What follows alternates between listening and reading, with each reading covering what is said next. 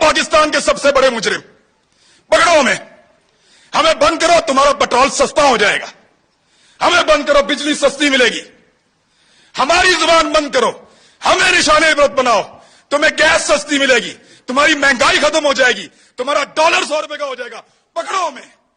इसीलिए पकड़ना है ना कि ये बातें हम बताते हैं, बात करने पर पाबंदी है। एक छोटी सी चीज मैं आपको तवज्जो दिलाता हूं। ये कहते हैं ना कि हम किसी एजेंडा पर काम कर रहे हैं। एक लिटमस टेस्ट होता है, जो लोग साइंस पढ़ते हैं उनको पता है कि वो नीला या लाल हो जाता है, फौरन आपको पता चल जाता है कि यहां पे तेजाब है या एहसास है। मैं आपको अभी साबित कर देता हूं 1 मिनट में। साबिर शाकिर गद्दार है ना, गद्दारी का पर्चा उस पर, बगावत, वो भी गद्दार है। अरशद शरीफ, ये 2-3 गद्दार सामने बैठे हुए हैं। मैं भी गद्दार हूं।